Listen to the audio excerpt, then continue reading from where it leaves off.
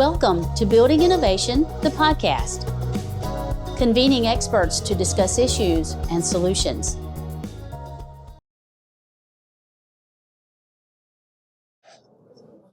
Hello and welcome to Building Innovation, the podcast, where each episode we convene subject matter experts to support advances in building science and technology. I'm your host, Johnny Fortune, and I am pleased to be joined today by my esteemed colleague, Marc Goldman, a superstar in the industry. So glad to have you swing by for the podcast today, Marc. Thank you for joining us. Esteemed. I'm honored to be next to you, Dr. Johnny. Oh, thank you. Yeah, it's been such an interesting journey with you. I know we've had an opportunity to get to know each other better over the last couple of years, but our audience may not know you, even though I think you are extremely well known in the industry. But for those that do not, please tell us a little bit about yourself and what you do. Yeah, currently I work at Esri. I'm the director of AEC Industry Solutions, where my job is to get the word out about GIS and its importance in architecture, engineering, construction, environmental consulting type of workflows. I have worked at and have a passion for construction technologies going all the way back to my earliest days in architecture and engineering school at Tulane University many years ago. I've worked at Autodesk a couple times in my career, worked at Hexagon, helped get a couple startups off the ground. I, at one point, was a hands-on user of CAD and BIM tools. These days, I'm more of a storyteller.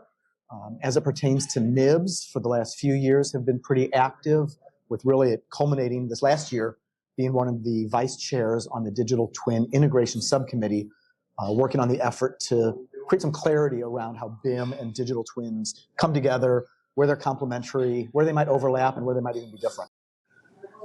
So that's very interesting, Marc. I don't know that I knew that you had gone to Tulane. Yeah.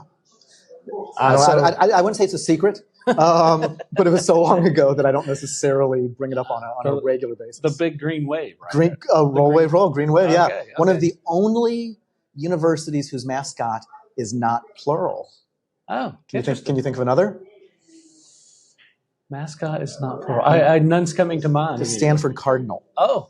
Is one other. Very interesting. Yeah. Now you know something new. That's why I love doing this podcast. I always learn something new from all of our guests. That's very interesting.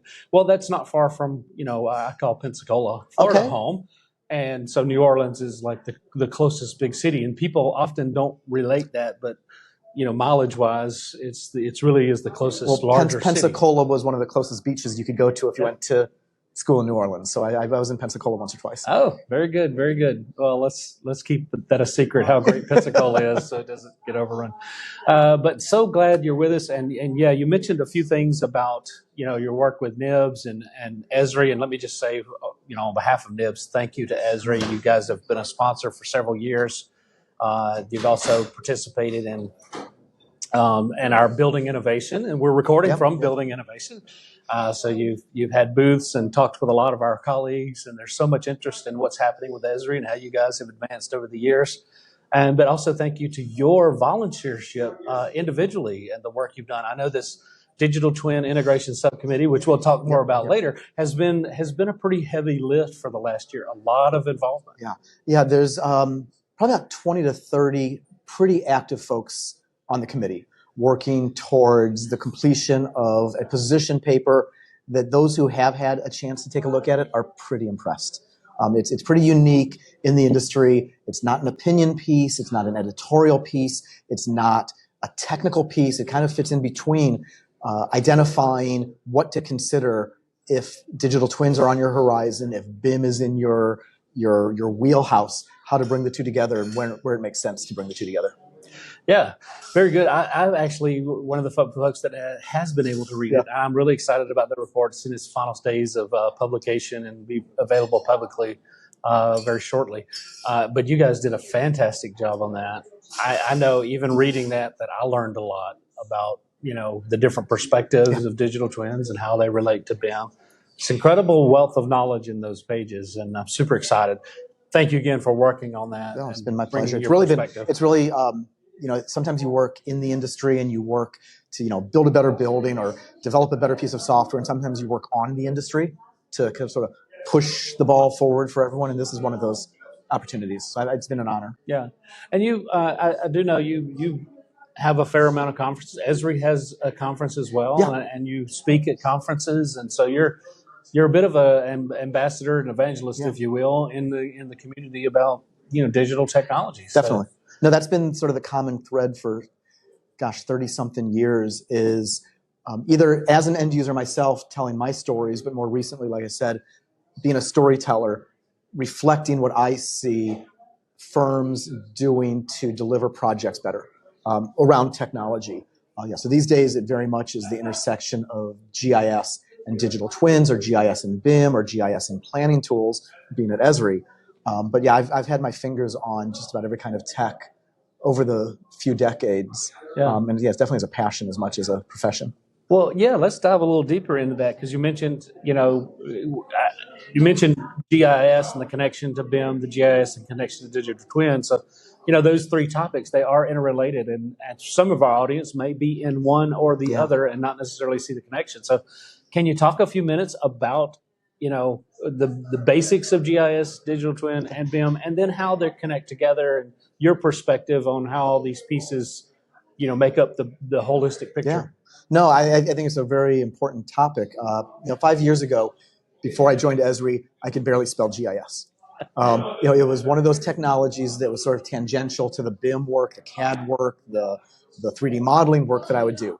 I knew people who played with GIS, and essentially they were developing digital maps. Over the last few years, I've learned a lot more about its capabilities and how important it is as a tool for providing context and layers of information and data that you typically wouldn't see in a CAD tool or a building information modeling application or a scheduling tool. And context is so important in this industry. To design a building or a road corridor, or determine where a project is going to be placed relative to other environmental factors, and not take context into consideration, to not understand demographics, to not know weather patterns or traffic flows, which are all GIS layers amongst many others, is, I've been saying recently, is almost malpractice. To design a building and not understand what your environmental conditions are above ground and below ground, when that data is available, is really a failure to take everything into account to make important decisions. Oh, absolutely. And I don't have an extensive history in GIS, but it's kind of my perception that GIS has been one of the more successful adoptions in the industry. And I say that because I see it in a lot of places where people are using it. It's mapping and underlying technology for a lot of what we use in apps and different utilities. And I contrast that a little bit with BIM. And, you hear a lot about BIM, but sometimes it's very difficult to see it used properly. Yeah. So in some ways, and correct me, I could be wrong because I don't have the history of GIS, but in some ways it feels like the GIS has been better implemented and almost become invisible to the user, because it's there, not the people building it, but the people who are using apps and using other programs. It's there as this underlying piece that does provide that content. No, certainly. I mean, BIM is somewhat limited to those who create models, need to visualize the models, or need to understand the models. And in the grand scheme of the world and everyone who interacts with infrastructure or roads, that's a pretty small set. That's the engineers, that's the architects, that's maybe the owner, operator. GIS tends to be used by those same folks, but it's also used by policymakers, decision makers, the end user consumer who wants to know about a particular project that's about to affect the traffic that they live within. So yeah, GIS tends to be this great engineering, analytics, spatial tool for solving built world problems. But it also is a collaboration, communication, a tool that aggregates data of all kinds of layers and then presents it out in ways that anyone can read. I don't know if we're born being able to read a map, but certainly at a very young age, we understand that, as opposed to being able to read a set of plans or a BIM model showing all the different building systems. That's somewhat limited. Yeah, that's a very interesting perspective. You mentioned maps, and it just reminded me that my younger days, we would always have the road atlas, Yes. in the vehicle. I don't think I have any in my vehicles now, and I'm not sure that my kids really know how to use one. We've become so dependent on technology and the convenience of technology, but to that point, it is a true showing of how GIS has become this layer in a lot of applications. People may not realize it under the label of GIS, the everyday user, but it's there. No, exactly. It's everywhere. Yeah. No, I mean, we all have now a GPS-enabled GIS device in our pocket. We have one probably on our dashboard in our cars. We are sitting at our computer and we want to know where the restaurant is and what time it's open till and whether we should go to REI or Dick's Sports to buy our camping equipment. We all are using some form of location-based tools and technology just to live our life and get our jobs done in ways that 5 years ago we certainly weren't, much less before then. Yeah, and that's fascinating. That really underscores your point earlier about if you're undertaking BIM or you're undertaking a facility, really understanding the context, and really that base knowledge and information that comes from GIS. And so it is just a logical match, to use both. Yeah, today's been pretty busy. I started out this morning with a presentation with some peers and some other folks who are on the DTIS committee talking about the paper that we're working on. And then I had to go back to my room and do a webinar with Building Smart on GIS and BIM, which Building Smart, sort of the purveyors of BIM interoperability, and OGC, who are working on open geospatial standards, are working together to bring BIM and GIS together. And the three areas that we're focusing on is GIS being a layer in your BIM authoring tools to provide that context, BIM content coming into GIS to provide a level of asset and project details in context to the larger map. And then there's these environments where the two just come together and you can't even tell where the lines are between BIM and GIS because you're using the BIM geometry and the BIM attributes, and you're doing spatial analytics against that, which is GIS, or you're doing field data collection and reality capture, and you're combining it with BIM. And there's really either one of these three camps tend to be the way they come together.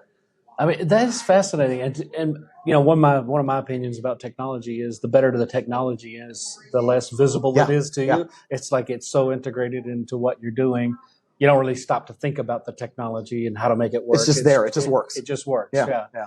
Which is also my belief about standards, right? Is like when you have well-developed standards, for example, how our phones communicate with each other. There's standards that make that communication work.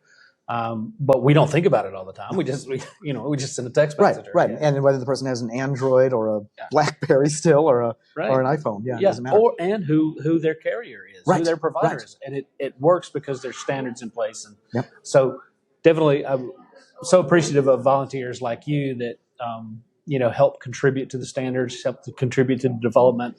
And you mentioned the DTIS, and I know you've been very active in it. I have been very fortunate enough to be on.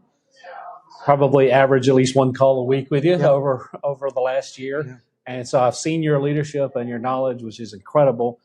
And but for our audience who may not realize this whole process of what you guys went through, the digital twin seems like the next piece to talk about. We've talked about GIS, we've talked about BIM and how they relate, and then all this kind of starts to come together to the digital twin. Right? Yeah.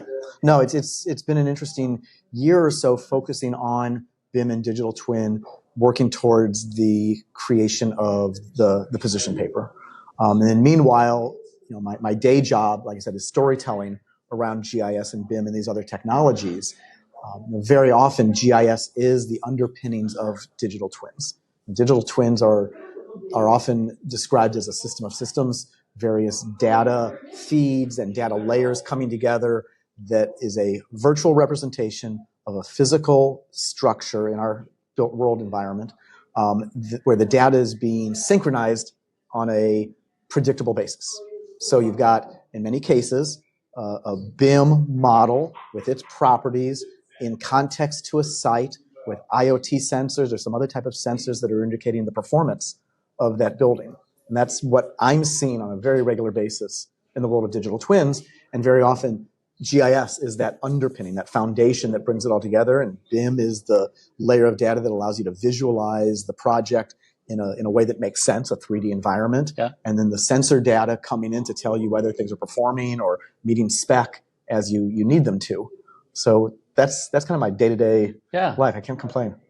I mean, that's fantastic. It just paints the picture of a triangle, of all these pieces that are connecting, right? And, with BIM and GIS and Yeah. digital twin, and they're all interrelated. It's, or maybe a Venn diagram is a better way to describe it. They all have distinctions about them, but where they overlap in the middle is really where the technology advancement and using information resides. Well, there was one significant effort with the committee, an effort led by Scott McClure, who's our chair of the committee, put together some Venn diagrams Okay. of how BIM and digital twin and various industries all intersect, and it really is a really strong visual to help you understand where each of these technologies, capabilities, concepts have strengths and where they overlap with others to deliver particular capabilities. You're so engaging on this topic. I love talking with you about it.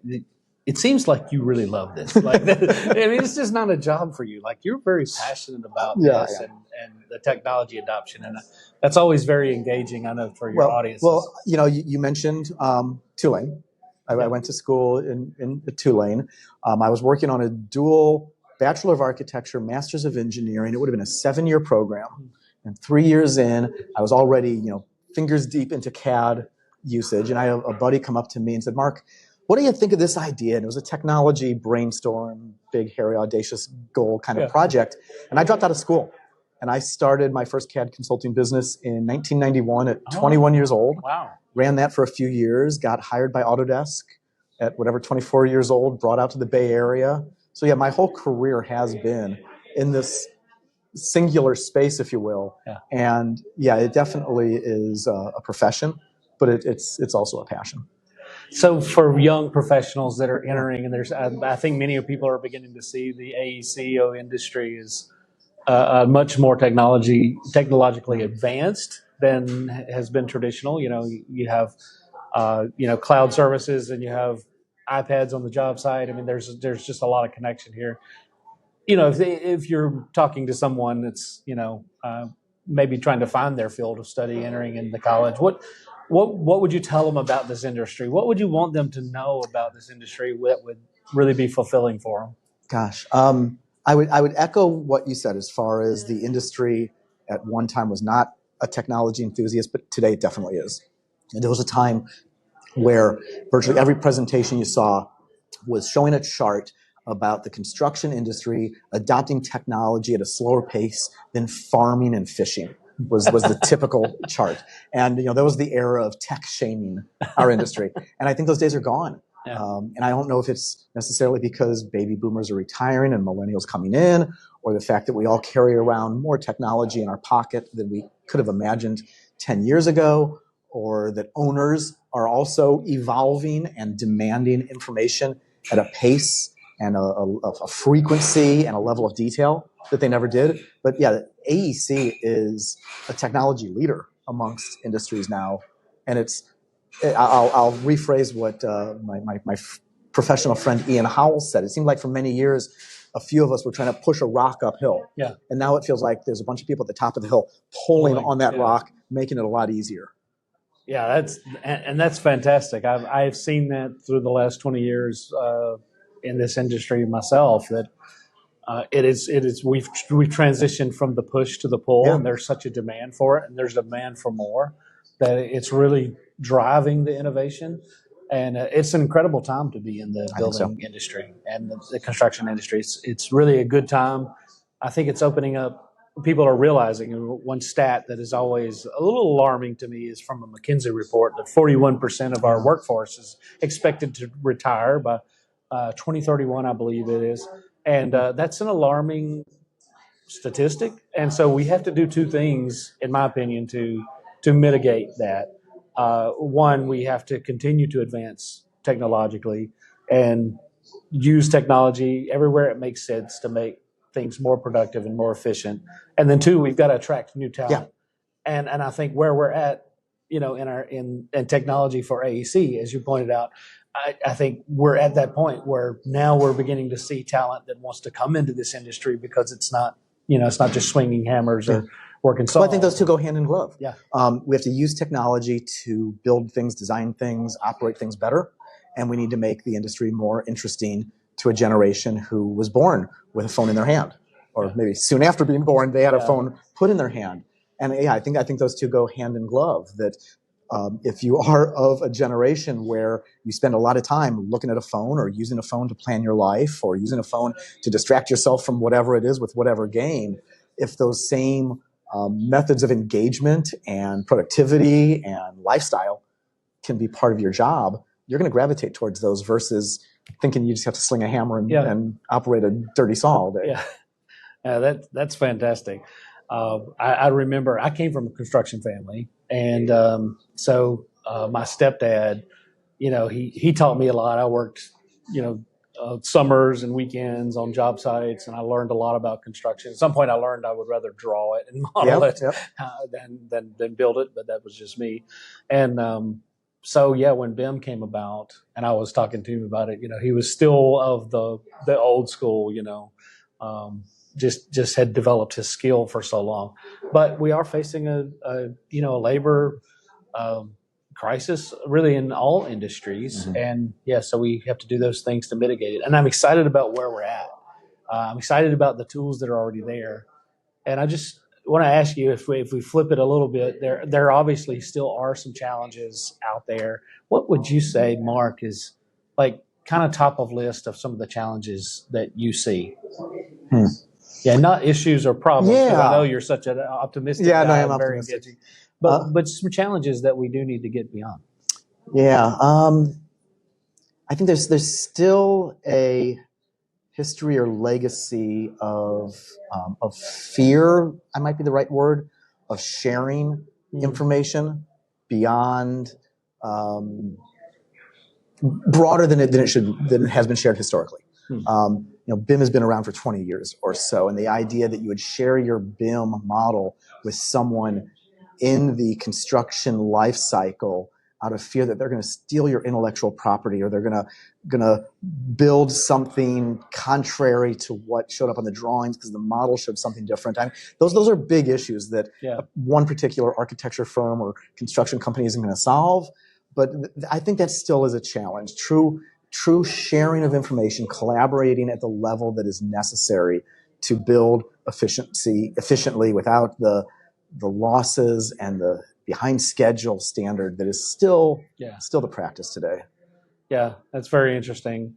I do, and I still see that many times you have project stakeholders that they're really focused on their piece, like using technology to better their particular piece of the project. And on some level, we do have to transcend, I think, as an industry, the thinking to complete life cycle management, complete life cycle of any asset in the built environment. And when we get there, I think the sharing begins to. Well, I would say that we're still at a point where probably 50% of projects are design, bid, build, where the three parties in that situation are at odds with each other, are almost enemies in some regards, and the motivation to share information is low. I do understand from my friends at DBIA that the move towards design build and multi-party agreements and integrated project delivery is growing at a great pace. And when the contract dictates and is based on sharing and collaborating, shared risk, shared reward, then I think that sharing environment comes along almost for free. But as long as you are forbidden from collaborating in a negative way with your construction counterparts, your motivation to share information is going to be low. Yeah, absolutely. That's a great perspective. I'd like to ask you now about emerging technologies, and I know you're looking at a lot of them, and I know there's a lot out there. I'm just wondering what gets you excited, Mark, when you look at it and you're thinking about the possibilities of the technologies where they're at, and really starting to look a little bit into the crystal ball, like what's coming really quickly. So, well, AI definitely. Yeah, I mean it's almost a cliche to talk about AI, but in reality, hardly a day goes by that I'm not using some kind of AI tool to either inspire or jumpstart or generate a list of things that I normally would have used Google to find, or to start some process that just needs a jumpstart. So I'm using AI as a marketer, as a storyteller, as a researcher daily. If I was a practitioner right now, if I was a designer of buildings or infrastructure, I couldn't imagine getting my job done similarly. So I think the potential for AI to change the way we do a lot of our grunt work and maybe even busy work, and the way we get inspired to come up with new designs and solve problems is about to be fundamentally shifted. Yeah. I think that's a huge one. Certainly visualization capabilities. What we saw on a laptop computer or on our phones just a few years ago, the quality or the lag in visualization compared to what we see today is so significantly different. Gaming engine quality, architectural walkthroughs with real-time interactions tied into weather or traffic or other real-time data feeds gives us an understanding of our world, and again, helps with decision making, helps with engineering and design in ways that I don't think we would have imagined 10 years ago, certainly. Yeah, I'm with you on I use it almost every day as well, and I found it to be an excellent office assistant. Yes. I enjoy writing. I've done a lot of writing, but every writer also gets kind of stuck in their own, limited by their vocabulary they're familiar with and their typical approach to writing, and so it is great to have some additional ideas and thoughts generated to improve that. It's just fantastic. I think it's also going to affect the industry. If you are, let's say, a production house, an architecture engineering firm, and you're getting paid essentially by the production of the drawings and models that you produce, and you're billing your client by the hour, and it's taking you, let's say, 100 hours to do some particular task. And a firm down the street embraces technology, embraces AI, and can produce drawings in 5 hours that took you 50. And then maybe spends another 5 hours cleaning them up, validating, and making sure that they can trust putting their stamp on it. Yeah. So they've put 10 hours into something that you've put 100 hours in. If they're billing at that same rate for the project, they're making a whole lot more money than you. Yeah. And if they are undercutting because they're willing to reduce their rate because they're much more profitable, how are you going to stay in business if you're still doing things the old way? Yeah, that reminds me of a colleague of ours that mentioned to me one time when I asked him about what was driving digital transformation, and her response was, it's not an option, right? Yeah. I mean, if you don't innovate, you will go out of business. Yeah. And it's not because AI is taking over. It's exactly what you said. It is a tool that can help organizations be much more efficient, make better decisions, and certainly keep the human factor engaged. But it can definitely enhance your workflow or your business. And as you mentioned, I like it for the tool. I took a very long document and was able to convert it into a spreadsheet, in a few seconds, which would have taken me the better part of a full day. Right. And who has that? Who has time to waste these days? Yeah, absolutely. So that's it's incredible insight that you bring in. I really appreciate your passion for this industry and your passion in storytelling, and I've seen it firsthand. You're a great storyteller. I'd like to move into our bonus segment at our podcast. We always like to have something a little fun, and we ask people, tell us something about yourself that is not on your CV or website or LinkedIn that most of the audience wouldn't know. It can be a fun fact, something funny, or just something important to you. Well, I put on my LinkedIn that I'm a student pilot, so I won't go there. Oh. I'm working towards and have been working for way longer than I would have hoped to get my private pilot's license, because there's not much that gives you more excitement than soloing a plane a few thousand feet above the air and being in control. But I won't go there. It's probably biking. Biking is really my therapy. It's my Prozac. It's my exercise. Oh. It's how I intend to outlive everybody. So you're in the Denver area, I'm in right? Denver area. So your biking is... I'm starting at 1 mile high, and then I'm biking up. Last summer, I did a ride that is called the Double Bypass, and it starts at about 6,000 feet. You climb a total on the double bypass of about 8,000 feet of climb over 80 miles. Wow. I was hoping this year to do the triple bypass, which goes over a third mountain pass. I had shoulder surgery about a month ago, so that might keep me from doing it, but I'm moving pretty well. Yeah. But to summit a pass at 12,000 feet under your own leg power, Wow. definitely is one of those things you reflect back on. It's like, if I did that, Yeah. I can do anything. That's incredible. I was in Denver a few weeks ago, and in the Denver area, and I also went to Denver last year. And I realized just walking a few blocks, it was like, I am not used to this climate. It's having more deliberate breathing. I always told my kids that, participate in sports in Denver, because wherever you go, you're going to be better than anyone else, because you know how to process oxygen or the lack of oxygen. Yeah. Oh, that's great. And congrats on pursuing your pilot license. Thank you. That's exciting. Yeah. That's something I've always wanted to do. And I talked to another person who had actually done it, been making a lot of flights, and he said, you just got to do it. Yeah. And at the time, I was still working on my doctorate, and I'm like, let me finish this first. Yeah. and then I'll pursue that. But I'm super excited. I'm the same way. I'm like, man, that's like a dream to just be able to solo flight. Yeah. That's so. I tried to figure out a business model around it, but forget it. It's just a money loser unless you're dedicated to flying for the airlines. Well, you have to share some notes with me. I will. Very good. So what's next for you? What's next for me? So it's doing a lot of conferences like this. It's getting the word out about GIS in AEC. I'm also starting to put some energy into the concept of digital product passports and circular economy. A common thread through my career, in addition to just technology in general, has been focused on organizing building product information in a way that the whole food chain can benefit. And it seems that there's finally a point where the challenges of sustainability and the opportunity to standardize the way building products are organized can come together and solve some big problems. So I'm finding time slices here and there to put some energy into that. Very cool.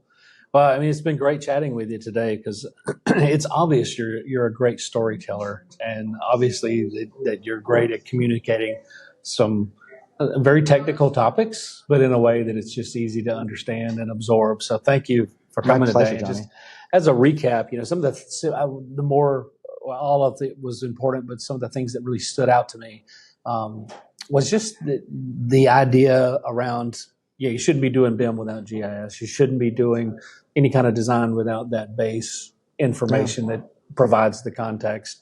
And then how those pieces relate to each other, BIM and GIS, and then adding that third component of the digital twin and how those pieces all feed together. I thought you verbally painted a really good picture of how all those interact. And I know that our audience is going to go away from this and say, oh, yeah, I'm starting to get it now. So anything else you would like to highlight? You just said a word, I think we've said it a couple of times, context. Early on when I joined Esri, I was filling out an interview form, sort of a virtual way of being interviewed. I like this much better in person. But the first question was, other than context, what does GIS do for AEC industry? And I responded back, I can't answer that. I can't say other than context, because it's so important. Like I said earlier, to do any kind of built world projects without knowing what's around you in a way that you can take some action on it is just missing the mark. So context is king. Yeah, absolutely. Well, I want to thank our audience for tuning in today to Building Innovation, the podcast. A special thanks to our esteemed guest, Mr. Marc Goldman, and thanks to Esri and their involvement, both from an organizational level and as individual volunteers, helping us deliver to the built environment solutions that make a difference. So thank you so much.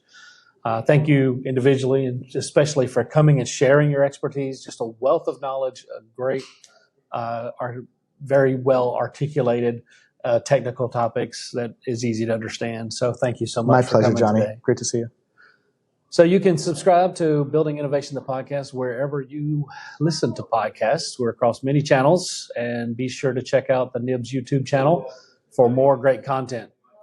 If you enjoyed this podcast and episode, please like and share it, and help us spread the word about what's happening in the built environment. We'll see you next time. Thanks.